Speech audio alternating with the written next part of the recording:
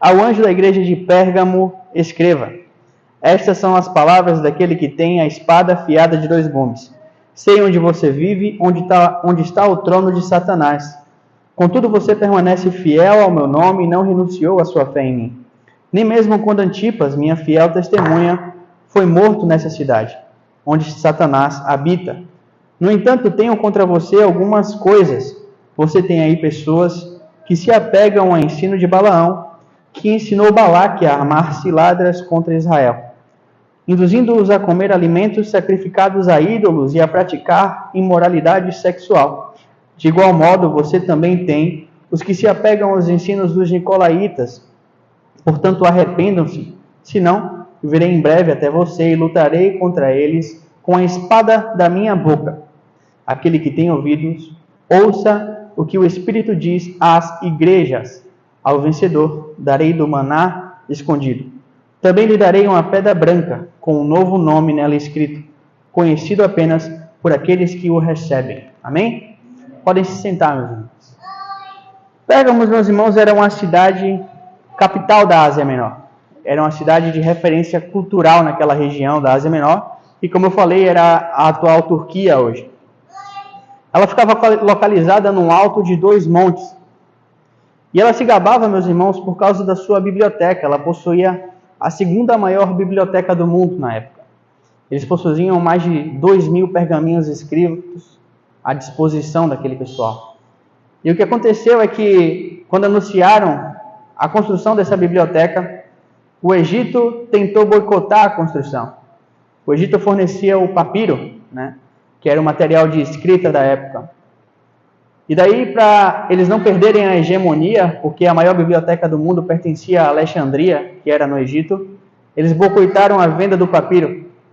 E a cidade de Pérgamo, então, o rei de Pérgamo teve que inovar.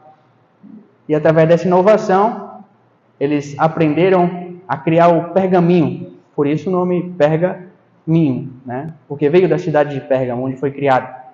E eles desenvolveram isso através do cortiço do couro dos animais.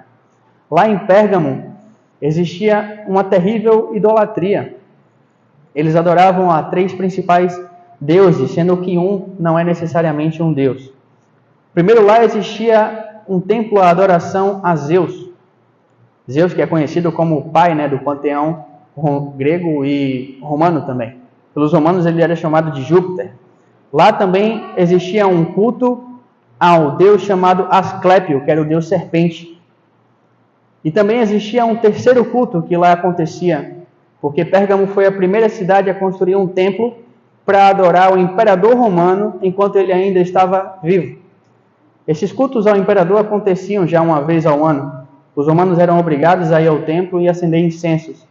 Mas Pérgamo foi a primeira cidade a construir esse templo para adorar Domiciliano enquanto ele ainda estava vivo. Então, aquela cidade era conhecida por essa idolatria, o que justifica aquilo que está escrito no versículo 13, onde Jesus diz que lá era o lugar onde estava o trono de Satanás. Muitos teólogos tentam justificar isso, dizendo que era uma referência a Zeus, porque era o maior deus do panteão romano.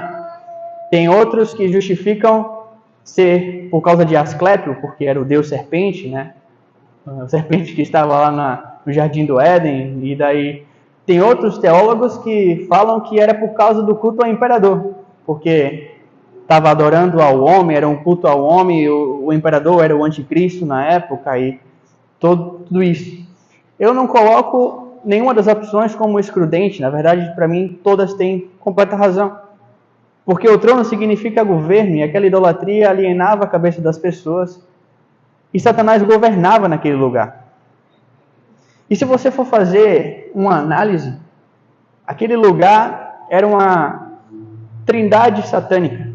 Zeus, como o pai do panteão romano, era praticamente uma referência ao Deus Pai, Você olhava Asclépio, o Deus Serpente, ele era adorado por ser o Deus dos milagres, das curas, das bênçãos e dos dons. Era uma representatividade satânica do Espírito Santo. E a gente vai olhar o culto ao imperador, era uma representatividade satânica ao Messias, porque Os imperadores, eles eram conhecidos como filhos dos deuses, né? Por isso eles eram adorados. Então a gente vê que, de fato, Satanás habitava naquele lugar, alienando a mente daquelas pessoas. O que não difere, meus irmãos, do ambiente em que vivemos. Satanás permanece com o seu governo ainda hoje na mente dos homens. Nós vivemos em uma sociedade que ainda hoje permanece a esse culto ao corpo, a essa idolatria ao corpo, a essa imoralidade que é tão evidente. Nós vivemos ainda em um ambiente onde o homem é colocado no centro. O homem, ele é exaltado. Então o governo de Satanás permanece na mente dos nossos. E essa pequena igreja de Pérgamo, Jesus diz assim: eu sei onde você vive. Algumas versões vão falar assim: eu sei onde você habita. E isso é interessante, porque nós vemos Jesus falar para Éfeso que conhece as obras deles, né? Como falamos, nós vemos Jesus falar para Esmirna que conhece as aflições de Esmirna. E agora nós vemos Jesus falar para Pérgamo que conhece onde ela habita. Nós vemos então, meus irmãos, que Jesus não se encontra desapercebido a nada daquilo que circula à nossa volta. Jesus não se encontra desatento aos perigos que cercam você e a sua família. Jesus não está desatento às forças que oprimem a sua vida ou a vida da sua família. Jesus conhece por onde você tem caminhado. Jesus conhece com quem você tem se relacionado. Jesus tem visto os locais a qual você tem frequentado. Então Jesus de fato sabe onde você habita. Mas aqui nós notamos uma coisa que Jesus disse a Pérgamo. A Pérgamo Jesus disse assim, contudo vocês permaneceram fiéis ao meu nome e não renunciaram à sua fé em mim. E a pergunta que eu faço agora: e nós temos sido igreja onde temos estado? É interessante entendermos, meus irmãos, uma diferença que existe entre ser fiel e permanecer fiel. No português, a palavra ser, ela é considerada um verbo abstrato, sem sentido concreto. Por exemplo, você vai dizer que você quer ser fiel. A palavra ser, ela pode ser substituída por me tornar. Ou seja, o verbo abstrato, ele ainda é modulável. Então pode ser que por alguma circunstância, aquilo que você quer ser não se torne concreto. Não se torne real. Pode ser que você queira ser fiel, mas as dificuldades que se levantaram em sua vida impediram esse ser de se concretizar. Mas agora Jesus diz que eles permaneceram, e a palavra permanecer é diferente. Quando você escolhe permanecer fiel, quer dizer que você quer continuar sendo, você quer prosseguir existindo, você insiste com pertinência, você persiste. Ou seja, quando você escolhe permanecer fiel, você toma essa decisão sobre qualquer circunstância e sobre qualquer adversidade ou dificuldade que sobrecaia sobre a sua vida. E por que eu trago isso, meus irmãos? Porque vivemos um tempo em que a igreja, ela quer ser muitas coisas. Mas a igreja não quer permanecer naquilo que é importante. Nós queremos ser mais santos, mas não queremos permanecer em santidade. Nós queremos ser mais fervorosos em oração, mas não permanecemos orando. Nós queremos ser mais profundos na palavra, mas não permanecemos na palavra. Nós queremos ser seguidores de Cristo, mas deveríamos estar preocupados em permanecer seguindo a Cristo. Então, meus irmãos, não escolham ser algo, mas escolham permanecer naquilo a qual Deus já derramou sobre a sua vida. Se fortaleçam nisso e amadureçam nessa mentalidade. Pérgamo havia homens e mulheres que escolheram permanecer. Eles permaneceram fiéis a Cristo sem negar o nome de Deus. E mesmo diante das perdas, porque a Bíblia fala, lá na carta de Pérgamo, sobre Antipas. Antipas, ele era o líder da igreja de Pérgamo, aquele a qual Jesus se dirige como o anjo da igreja. A palavra angelos, no grego, anjo, ela significa mensageiro ou enviado. Jesus não estava falando literalmente com um anjo, mas com um líder instituído daquela igreja. Então Antipas, ele foi martirizado em um culto pagão, da forma mais brutal que eu não poderia nem imaginar. Antipas foi preso dentro de um boi de bronze, com água dentro. Esse boi foi colocado na fogueira e assado até que o bronze se tornasse incandescente, e Antipas foi morto cozinhado vivo. Mas mesmo diante dessa brutalidade que acontecia com os cristãos, Jesus diz que eles escolheram permanecer fiel e ainda assim não negaram o nome de Jesus. Porém, Jesus aponta, meus irmãos, a essa igreja um grave problema que estava acontecendo. Jesus fala sobre alguns que estavam seguindo a doutrina de Balaão. Balaão, você vai encontrar a história dele no livro de Números. O livro de Números fala que Balaão, ele era um profeta que foi pago por Balaque, o rei moabita, para amaldiçoar o povo de Israel. Ele foi aquele que a mula precisou falar com ele. Eu não vou entrar dentro da história de Balaão, mas Balaão tentou amaldiçoar Israel por 3 vezes. E nas 3 vezes ele falhou, e então ele chegou à conclusão, através do anjo, de que era impossível amaldiçoar quem Deus abençoou. Então olha para o seu irmão aí e diz para ele, é impossível amaldiçoar quem Deus abençoou. Então, meus irmãos, a história de Balaão em Números acaba assim. Só que lá na carta de Pedro, e depois agora em Apocalipse, nós escutamos sobre Balaão de novo. E aqui, e tanto em Pedro quanto em Apocalipse, a gente descobre que Balaão não desistiu, depois de não ter conseguido amaldiçoar.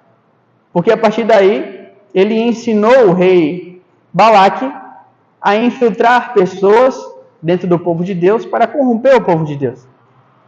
Para fazer com que o povo de Deus caísse em armadilhas.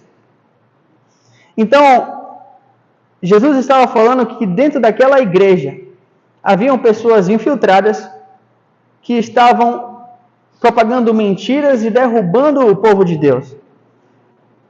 E isso mostra, meus irmãos, uma debilidade significativa na igreja de Pérgamo.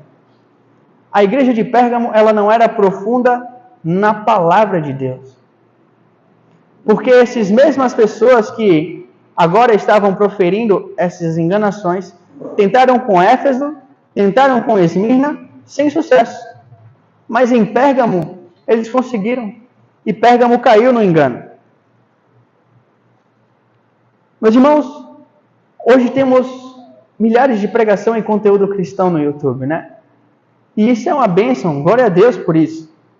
Mas os discípulos de Balaão permanecem até os dias de hoje. Então, se você não for bem estruturado e fundamentado na palavra de Deus, a possibilidade de você cair no engano, assim como o Pérgamo caiu, será muito grande. Essas pessoas são lobos em pele de cordeiro que distorcem a palavra de Deus para sustentar o seu próprio egoísmo, seus devaneios. E eles levam com facilidade o povo à queda, a uma vida de libertinagem, a uma pregação de uma vida cristã fácil, a uma pregação de riquezas e bênçãos que Jesus não prometeu, pelo menos não da maneira com que eles pregam. Mas as pessoas, elas são hoje tão rasas, as pessoas, elas hoje são tão suscetíveis até como verdade a primeira coisa que elas escutam, que elas caem em enganação com muita facilidade.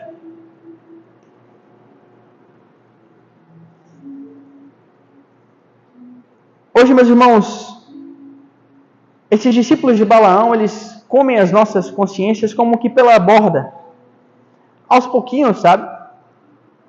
E isso é curioso porque Não deveríamos dar legalidade a isso. Hoje temos acesso à tecnologia. A tecnologia deveria ser benéfica para a gente. Mas ela tem sido mais prejudicial do que benéfica.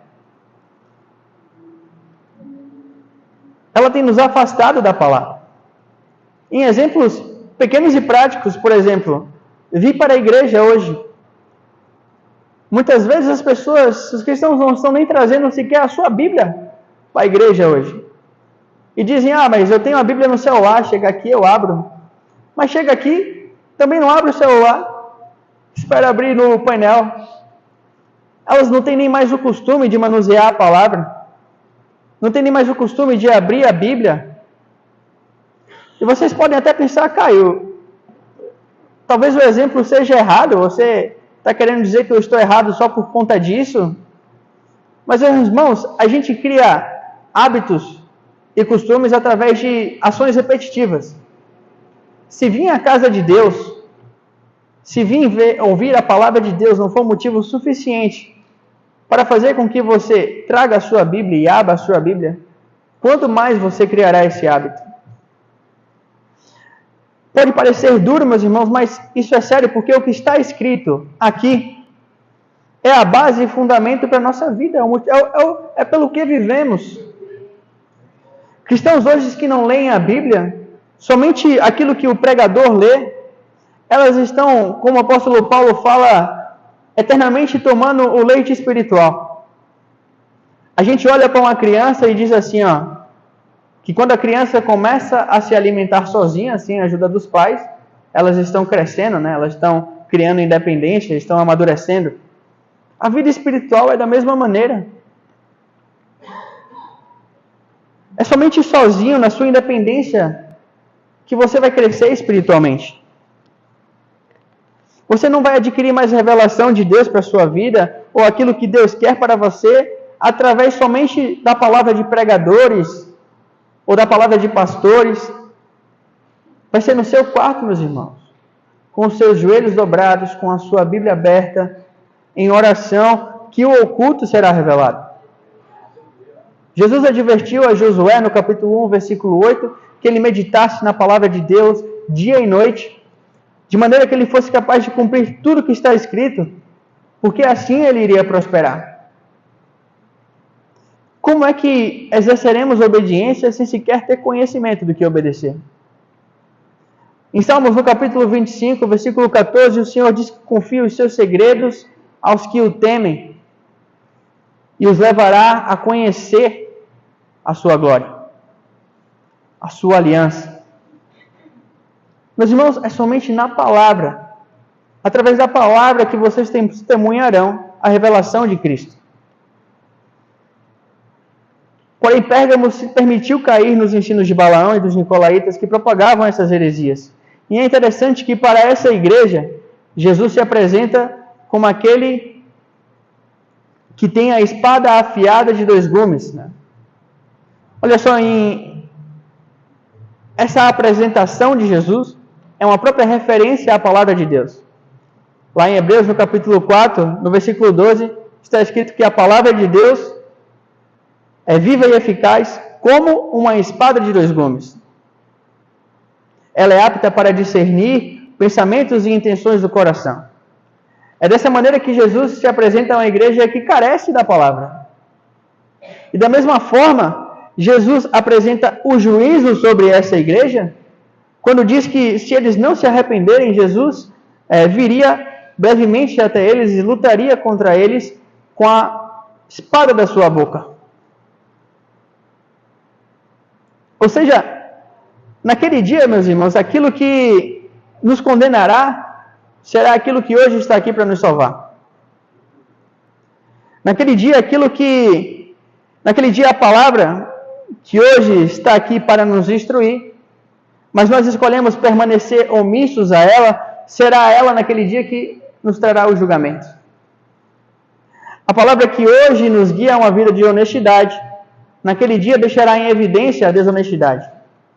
A palavra que hoje nos guia a uma vida de fidelidade, naquele dia deixará em evidência a nossa infidelidade.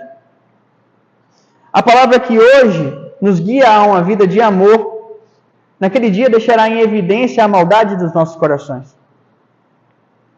Da mesma forma, é a palavra que hoje nos apresenta a graça, naquele dia nos apresentará o que é a ausência da graça. É a palavra que hoje nos gera em nós vida, será naquele dia a causa da nossa morte.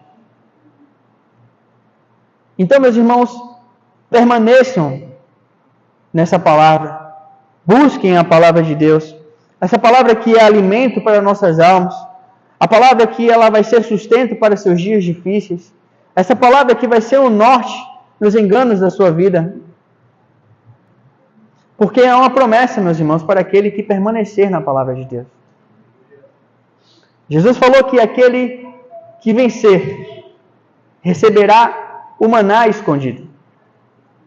Lá no deserto, meus irmãos, a gente sabe que o maná era a provisão, o pão que descia do céu. Depois, no Evangelho, Jesus se apresenta como o pão que desceu do céu, o maná escondido de Deus.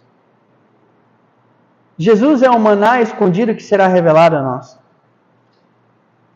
Aquele que vencer receberá e contemplará a revelação da glória de Deus, a provisão de Jesus em nossas vidas. Nós vemos lá em João, no capítulo 14, versículo 21, Jesus falar que quem tem os meus mandamentos e lhes obedece, esse é o que me ama. E aquele que me ama será amado por meu Pai. E eu também o amarei e eu me revelarei a ele. E ainda mais, meus irmãos, Jesus promete também no versículo 27 que aquele que vencer receberá uma pedra branca com um novo nome escrito. E olha só, o costume judaico era que durante um julgamento o juiz possuía duas pedras, uma pedra preta e uma pedra branca. A pedra preta significava condenação. O réu que recebesse a pedrinha preta, condenado. Porém, a pedra branca significa justificação, perdão, redenção. Ou seja, irmãos, naquele dia, a palavra, se você escolher permanecer fiel a ela, será ela que lhe justificará. O inferno lhe condenará dizendo que você é um mentiroso, mas a palavra dirá que você foi santificado pelo sangue.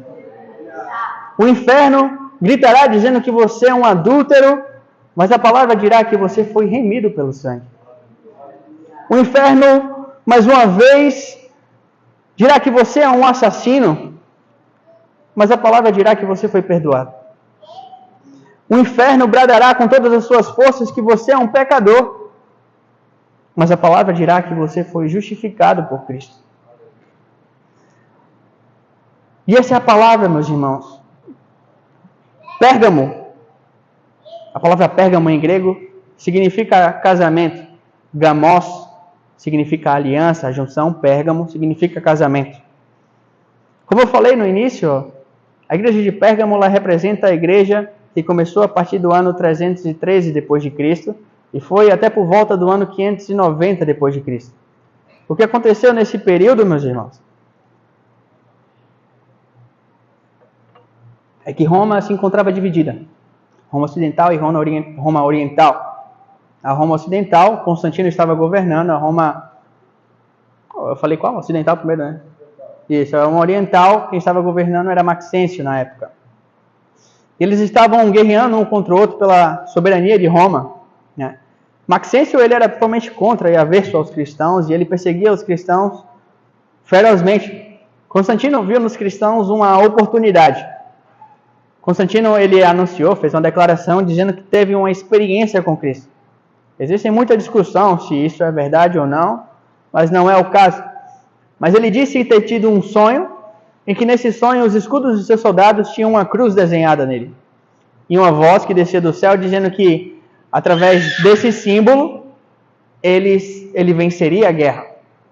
Então ele fez um comunicado pedindo para que os cristãos se juntassem a ele para que ele vencesse a guerra. E assim foi. Venceram a guerra e Constantino então declarou o cristianismo como religião livre. não era mais proibido em Roma. Isso foi um alívio para os cristãos. Porém, Constantino, ele começou a se filtrar na igreja, como aconteceu em Pérgamo. Constantino, ele se batizou, e depois que ele se batizou, ele começou a querer com que todos os romanos virassem cristãos. Então ele começava a dar recompensas para que os romanos se convertessem. Aqueles romanos que se convertiam e se batizavam, recebiam roupas de linho fino, ou recebiam até quantidades de ouro. Então, o cristianismo foi de vento em popa, porque as pessoas não passaram mais aí pelo arrependimento, mas pela recompensa daquilo que o imperador dava. Então, mais ainda, um sincretismo religioso, uma mistura de religião começou a criar raízes dentro da igreja. Constantino também foi o primeiro a construir um templo para os cristãos terem onde adorar, porque antes os cultos eram feitos em casas, né? Então, Constantino construiu em Roma a Basilisca de São Pedro. Só que os cristãos nunca tiveram um templo, porque Jesus falou que ele buscava adoradores que os buscassem em espírito e em verdade, e não haveria mais essa separação em que um templo era lugar para adorar. Eles cultuavam em casa e buscavam a Deus em casa e estava tudo bem. Só que agora o imperador de Roma era cristão e ele precisava de um lugar para poder adorar. Então Constantino começou a construir o templo, a Basilisca de São Pedro, segundo os costumes romanos. Então você passa a ver então na igreja aquelas construções pomposas, cheias de esculturas. Então você vê entrando dentro da igreja aquelas imagens de anjos esculpidas em rodapés, em pilastras, que isso era a cultura romana. Para eles isso era normal. Constantino não se converteu pelo conhecimento da palavra ou arrependimento, mas pela experiência que ele diz ter tido com Cristo. Então, Constantino começou a infiltrar dentro da igreja aquilo que ele sempre viveu e para ele era normal. Você começa a encontrar então Constantino tentando convencer os romanos, colocando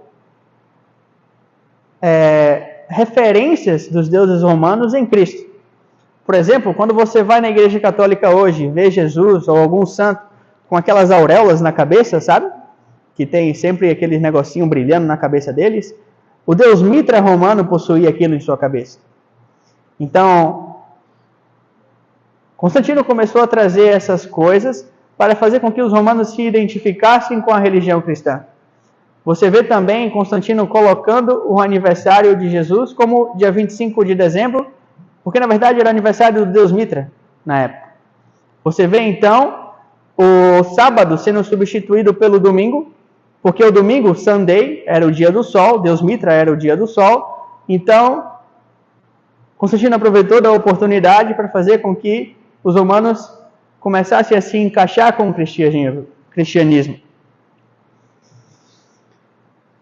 Então, o sincretismo religioso começou a ir se encaixando. Então, você vê também Constantino começando a fazer aquelas roupas que hoje a gente vê no clérigo romano, né? Aquelas roupas vermelhas, cheias de firulas, e você vê aquelas estacas de ouro com as cruzes que tem mais travessa do que o normal. Isso tudo foi sendo inserido por Constantino. E daí houve então essa separação daquilo que é o clérigo para aquilo que era o leigo. A igreja se tornou então um lugar de alta hierarquia, e os pobres, a qual Jesus se esforçou tanto para pregar e deu as vidas, simplesmente pararam de frequentar a igreja. Na carta a Pérgamo, você vai vir falar lá sobre os nicolaítas. Os nicolaítas, naquele tempo, faziam a mesma coisa, essa separação entre clérigo e leigo, tornando os clérigos como superiores aos leigos normais, né? Então, nesse tempo também, meus irmãos, mais uma heresia se levantou. Naquela época, levantou um grupo dizendo que Jesus não era Deus, mas era uma criação de Deus. Era um Deus inferior, e não era testemunho de Jeová naquela época ainda. Era um grupo chamado de arianos. Esses grupos chamados arianos, eles não conseguiam compreender um Deus que era 3 pessoas. Isso era irracional para eles na época. Não era aceitável isso. Então, era mais fácil para eles deduzirem Jesus como um Deus menor. Porém, a Igreja Católica combateu isso. Tamanha foi a discussão naquela época que Constantino teve que convocar o chamado Concílio de Nicéia. Nesse Concílio de Nicéia, a palavra venceu. A Igreja Católica conseguiu vencer a doutrina ariana.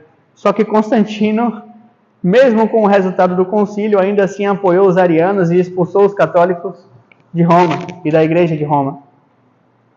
Só que, meus irmãos, como Jesus falou em Pérgamo, há aqueles que permaneceram fiel ao nome de Jesus e não negaram a fé.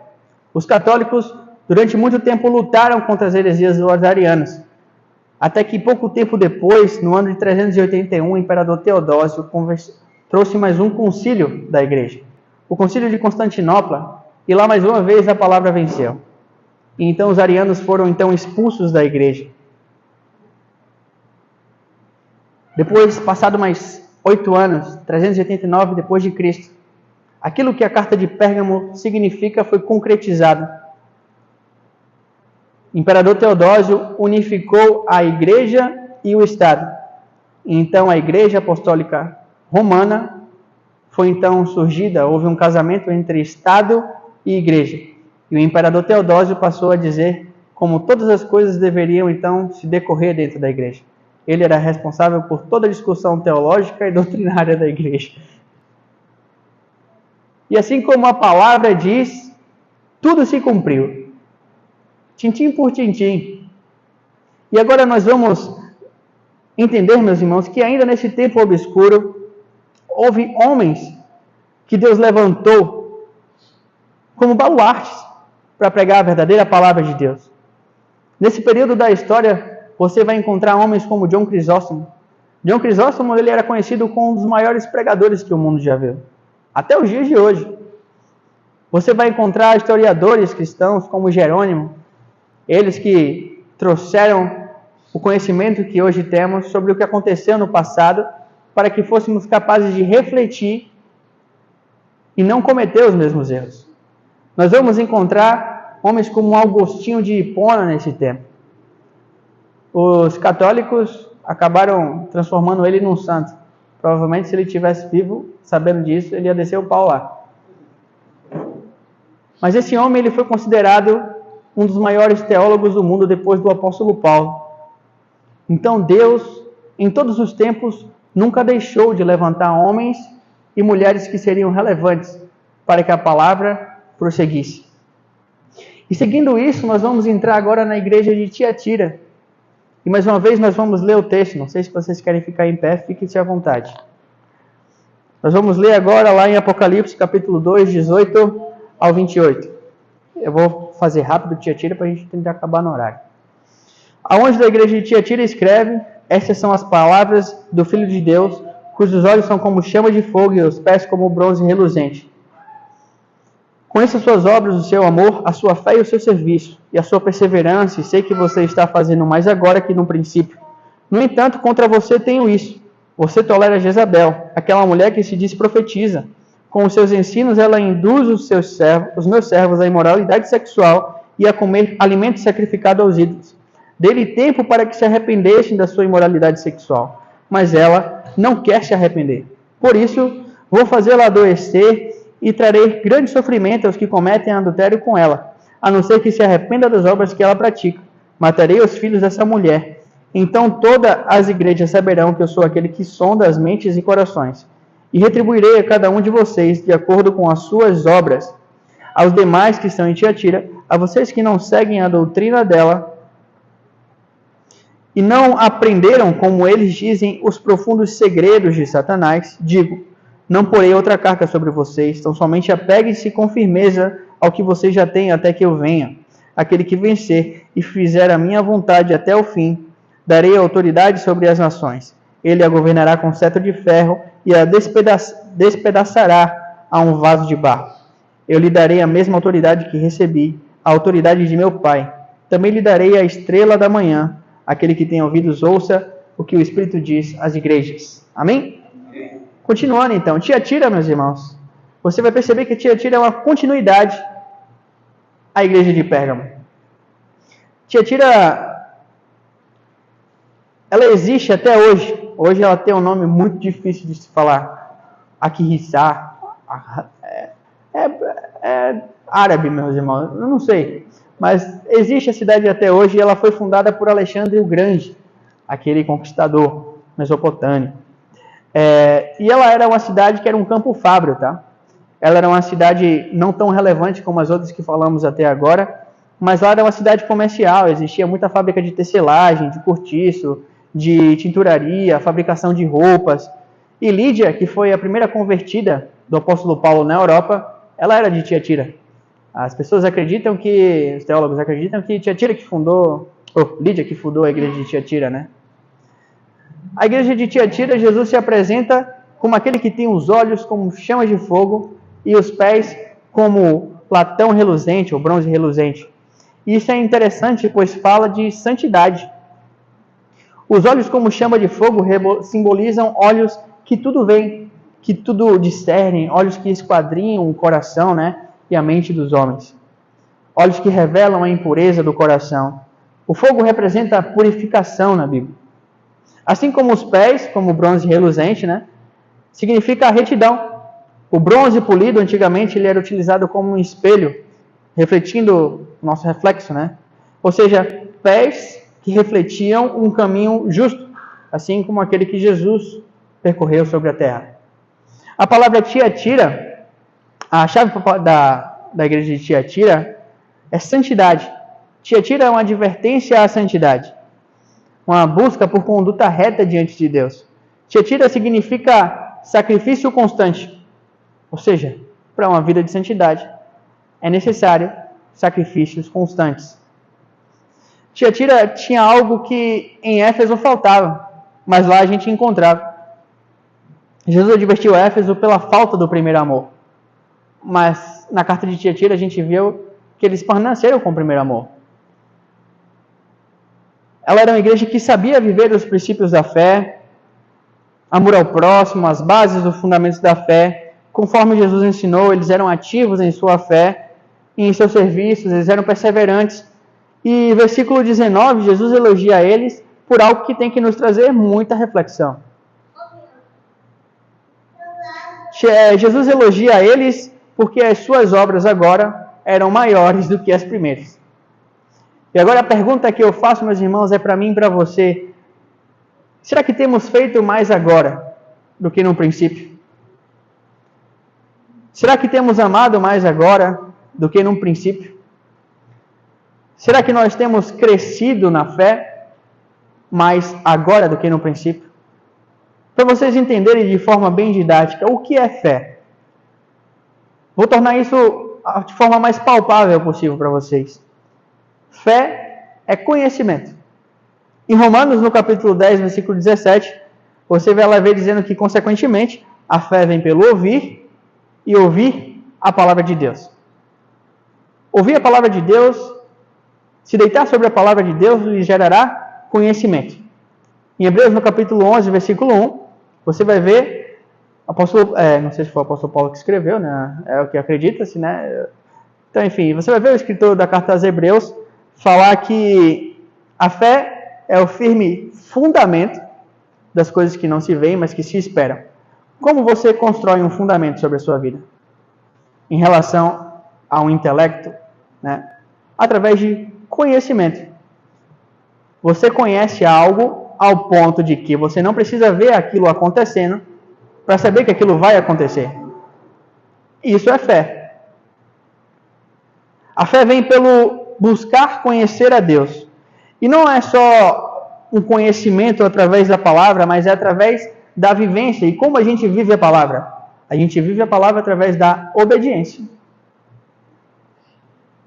E será então que nós temos crescido e buscado crescer nessas obras? Temos crescido em fé? Nós temos crescido em serviço? Temos dado tempo a Deus?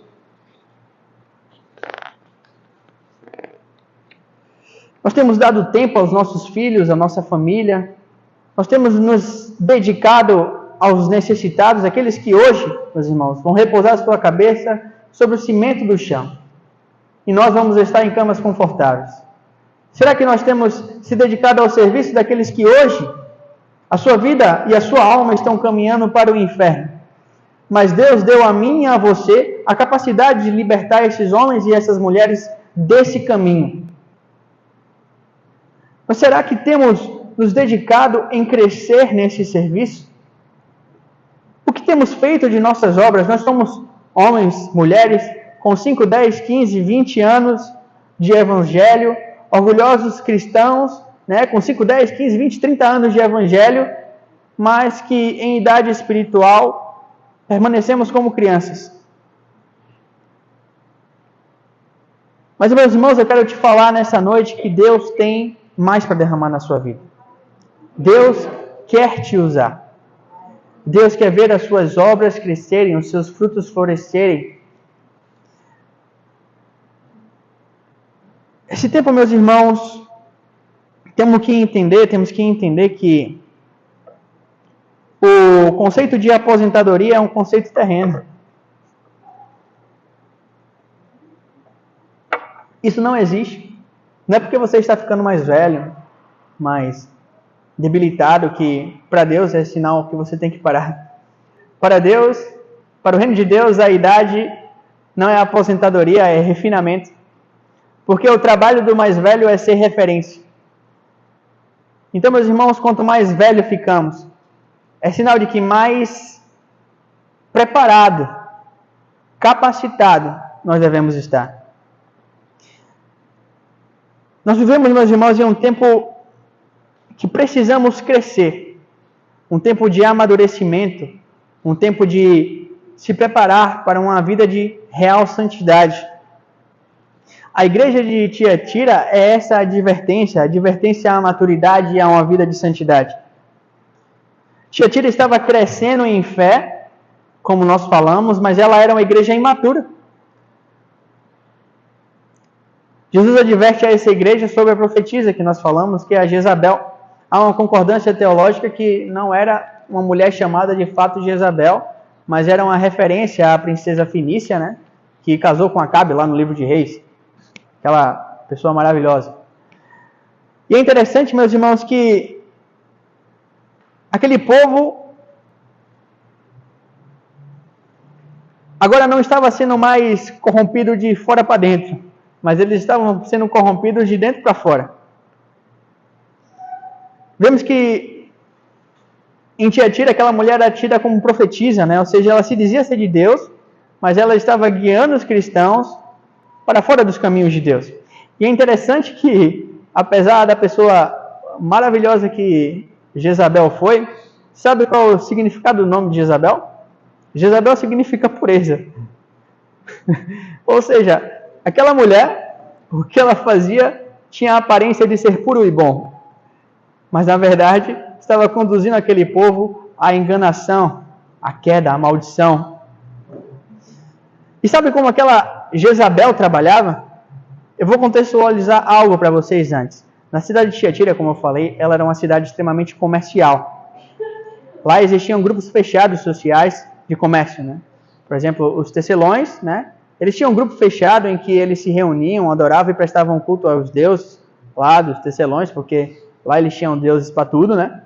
Então, quando o cristão se convertia naquela época, ele era praticamente uma carta de falência, porque eles não queriam mais compactuar com aqueles cultos, e se eles não compactuassem com aqueles cultos, não fizessem parte do sistema, eles seriam então rejeitados, os comerciantes não queriam mais negociar com eles. Então, eles aceitavam a Jesus e eles viviam em uma indecisão na vida deles de, ou eles cediam ao sistema, né? Se sujeitavam àquilo, né? As coisas que o mundo pedia a eles, ou então eles iam ter que abandonar tudo para permanecerem obedientes a Cristo. E Jezabel entrou nessa dúvida. Jezabel se aproveitou de uma filosofia na época que se chamava gnosticismo. Gnosticismo é uma maravilha, porque os gregos, eles sabiam falar besteira. Os gregos falavam que Tudo que é material, né, a matéria, o corpo, é essencialmente mal. Não existe nada que você possa fazer para tornar a matéria, o corpo, bom. Porém, o espírito, ele é essencialmente bom. Não tem nada que você possa fazer, ou atitude que você possa tomar, que possa corromper o seu espírito. Então, Jezabel falava para aquelas pessoas assim, ó, vai, experimentem o que o mundo está falando.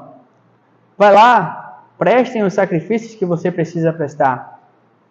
Vai lá e descubra como é que Satanás trabalha para você poder combater a eles. Você vai ver lá que no versículo, vou achar aqui, ó.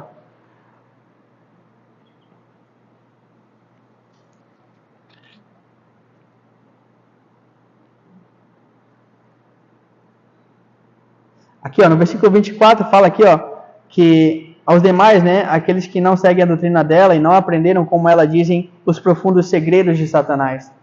Ela dizia assim para os cristãos, vai lá, conheçam os segredos de Satanás, né? A forma como Satanás trabalha, vai lá, prestem os seus cultos de idolatria, vai lá, façam isso, porque o corpo ele já é mau. O corpo ele já é corrompido. Então vai lá, vivam os seus desejos da carne, vivam aquilo que você está sentindo. Depois, quando você voltar, você vai orar, vai pedir perdão e o seu espírito, que é completamente bom, está salvo. É muito similar a algumas coisas que ouvimos hoje, né? Essa igreja inclusiva que diz para você, vai lá, arregaça, vai lá, quer beber? Bebe. A pornografia? Usa. O problema é que você não vai poder se queixar depois do preço que vai ter que pagar por isso. Então Jezabel trabalhava assim, disseminando esses enganos na mente deles. E sabe o que é interessante? A igreja de Tiatira, ela representa um período da igreja que era chamado de a Era das Trevas.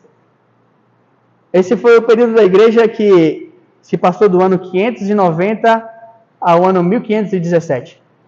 Foi o maior período que falamos aqui até agora. E você vai ver que Jesus falou para a igreja de Tiatira que deu tempo para que ela se arrependesse. Deu tempo. Então, o que aconteceu nesse momento é que realmente foi de fato o período mais triste da igreja. Depois da queda do Império Romano, nesse período, a Europa se encontrava desolada, porque era guerra para todo lado. E como está escrito em Tiatira, foi o período em que a igreja se destacou, porque a igreja serviu de alento a essas pessoas. Nesse período, a igreja católica, ela serviu com muitas contribuições e ajuda aos necessitados, aos pobres, aqueles que estavam órfãos e famintos. Foi um período de muitas expedições missionárias da Igreja Católica. Então foi um período em que, diferente das primeiras obras, elas cresceram, estavam em evidência. Muitas pessoas foram salvas através dessas obras da Igreja Católica. O coração de muitas pessoas foram resgatados através desse período de guerra, onde encontraram conforto em Deus. E que a Igreja Católica foi operante. Porém, isso não durou muito. Nesse período, uma figura se levantou. E o surgimento dessa figura, que foi o quê? O início do papado. O Papa foi um período terrível na história da igreja. E é interessante que quando observamos, tanto em Pérgamo quanto em Tiatira, nós vamos ver que duas pessoas, né, em Pérgamo uma, em Tiatira outra, foram responsáveis pela queda da igreja. Você vai ver que, para Pérgamo, Constantino era Balaão, por assim dizer. E aqui você vai encontrar sobre a mulher Jezabel. Quando você vai estudar o livro de Apocalipse, você vai ver que a mulher, no livro de Apocalipse, é uma representatividade da igreja. Até no Antigo Testamento também, sempre que Jesus se refere ao povo, Israel, se refere a ele como a noiva, a mulher, né? Você vai ver no livro de Apocalipse sobre a mulher que estava montada na besta. É uma referência à igreja. A mulher é a igreja. Então aqui era uma mulher, chamada Jezabel, que se dizia profetisa, né, que se dizia de Deus. O Papa se dizia o representante da igreja. Ele se dizia que como o único intermediador entre Deus e os homens. Ele estava tomando o papel de Jesus, porque, pelo que eu saiba, Jesus é o intermediador entre Deus e os homens. Naquele período, o Papa era representado pela Jezabel. Então, nós vamos ver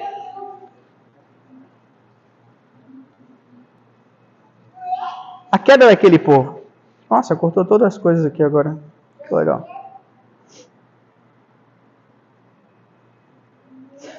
O papado foi o início de uma tremenda corrupção da igreja. O papado se tornou um símbolo de poder, simplesmente um jogo político da época, sabe? Eles passaram a confiar mais na palavra do Papa, que em latim era dita como ex cathedra, né? Eles falavam, dizendo que a palavra do Papa era soberana e infalível. A Bíblia foi colocada de lado e aquilo que o Papa falava era considerado lei. A semelhança de Jezabel, né? Porque como ela se dizia profetisa e mensageira de Deus, aquilo que ela falava e ensinava para o povo de Tiatira se tornou correto. E o povo de Tiatira se corrompeu. A semelhança de Jezabel, a experiência, aquilo que ela contava, né? Tinha mais valor do que o que estava escrito. Jezabel se dizia profetisa, trazendo muitas experiências espirituais para aquela igreja, novidades para a igreja da época. Meus irmãos, hoje nós vivemos em um mundo de sincretismo religioso, onde as pessoas estão sedentas por novas experiências, por novidades, por novos momentos. A igreja tem que estar sempre se atualizando. Essa sedenta busca por novidades, mas entendam uma coisa, meus irmãos. Não importa quão transformadora possa ter sido a sua experiência, ela não irá superar a palavra. Martinho Lutero falou assim, qualquer ensinamento que não se enquadre nas Escrituras deve ser rejeitado, mesmo que faça chover milagres do céu. A experiência não existe, Caio? É isso que você está falando? Não. Eu preguei aqui uma vez e teve gente que entendeu que eu estava dizendo que o Espírito Santo não opera, e pelo amor de Deus, o Espírito Santo trabalha, o poder do Espírito Santo na igreja, ele é importantíssimo e vamos falar disso na próxima quinta-feira. É essencial, o Espírito Santo vivifica a igreja. Mas eu estou te falando que assim, qualquer manifestação do poder, né, do sobrenatural, ela deve ser testificada pela palavra. Ela deve ser justificada pela palavra. Porque aquele que detém todo o poder e é dono da palavra é Jesus. Então ele tem que confirmar os atos do sobrenatural, se for assim acontecer. E não viver de experiências alheias, né? Experiências trazidas pelo homem, como Jezabel assim trazia à igreja. E Jesus disse a essa igreja que não acreditava que seria condenada por suas obras, que ela seria julgada por elas mesmas. E é engraçado que essa era justamente a teologia papal da época. Os papas, né, a teologia daquela época romana, acreditava que as obras justificariam a sua salvação. De maneira que em 1095 a 1291 houve as cruzadas. Quem já ouviu falar das cruzadas? Eu já estou acabando, tá, meu irmão? Vai dar 5 minutos aqui. Nesse período das cruzadas, o Papa foi o causador disso. Ele fez isso porque Jerusalém tinha sido conquistada pelos muçulmanos e Jerusalém era muito rentável porque era um lugar de peregrinação. Jerusalém trazia muitas riquezas à Igreja Católica porque as pessoas iam lá peregrinar, pelo que era um lugar espiritualmente impactante, né? Um lugar que chamava muita atenção. Então, depois que os muçulmanos tomaram Jerusalém, o Papa incentivou toda a Europa a entrar em guerra. E começou então as cruzadas, e o Papa dizia assim, que aqueles que se juntassem às cruzadas teriam então perdão perpétuo. Ele falava que aqueles que decidissem lutar essa guerra santa, como assim ele proclamou, se morressem na guerra teriam perdão de todos os seus pecados, tanto aqueles que já cometeu, quanto os que fossem cometer. Esses aí estavam já com o céu garantido. Então muitas pessoas pobres, necessitadas, que se agarraram a essa esperança, morreram de formas brutais nessa guerra. Depois disso, em mais uma das cruzadas, eles colocaram crianças para irem para as cruzadas, dizendo que a pureza das crianças fariam eles vencer a guerra. E você imagina o desastre que foi. Naquele tempo, o Papa chegou a queimar a Bíblia para que as pessoas não tivessem acesso à palavra e não fossem libertos dessa escravidão que eles estavam vivendo. Aquele povo não tinha nem sequer o poder de se libertar das garras daquele que deveria ser responsável pela vida espiritual deles. Depois que as guerras acabaram, por causa dessas porrada de guerra que depois aconteceu ainda ali na Europa, a igreja perdeu muito dinheiro. E daí o Papa teve mais uma ideia genial, porque ele queria reformar a Catedral de São Pedro em Roma. Então ele criou uma nova doutrina, a doutrina da indulgência. Então se iniciou o período da doutrina da indulgência para arrecadar dinheiro para Roma. A indulgência funcionava o seguinte: se você tivesse algum parente seu que morreu e foi por purgatório, que também é uma doutrina deles, você podia lá pagar no cashback e daí a alma dele saía do purgatório. Ou então, você cometeu algum erro, você ia lá, fazia um pix para o Papa e o Papa te perdoava por aquilo que você fez. Ou então, você ia lá e fazia um pix mais alto e o Papa lhe dava um pedacinho do céu. Com documento escrito, tá? Vocês tinham registro, vocês não iam ser enganados. E esse foi um período de terrível corrupção da igreja.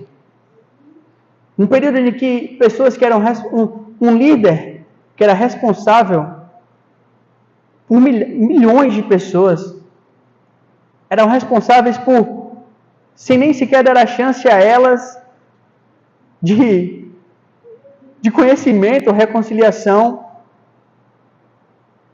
se salvassem. Mas, meus irmãos, ainda assim, ainda nesse período, Deus não estava desapercebido à história. Deus falou na carta a Éfesos que Ele era aquele que anda no meio das 7 igrejas. Então, durante todo esse período, Jesus não perdeu o controle.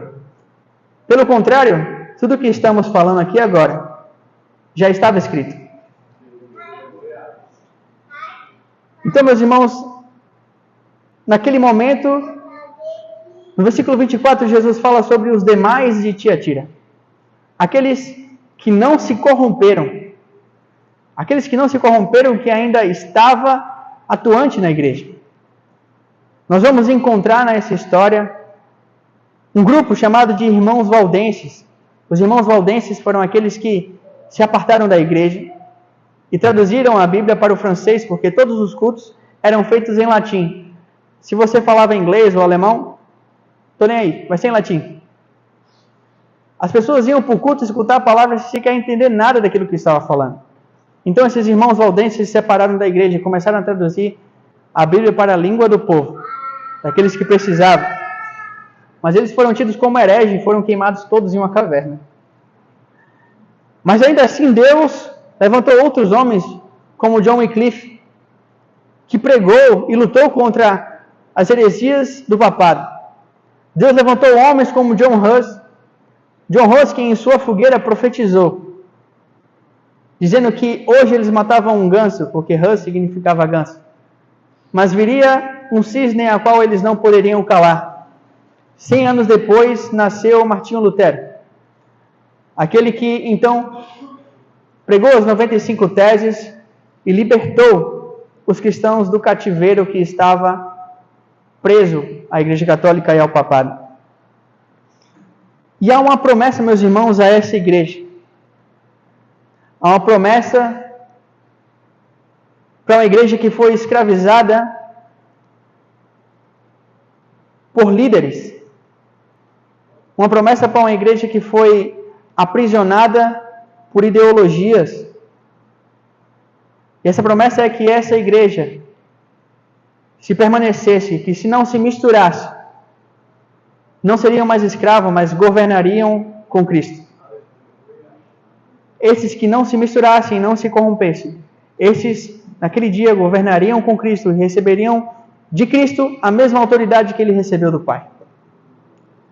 A essa igreja, a esses que não se corromperam pela ganância, a esses que não se corromperam nas mazelas desse mundo e pelos desejos da carne, a esses que não se deixaram abater.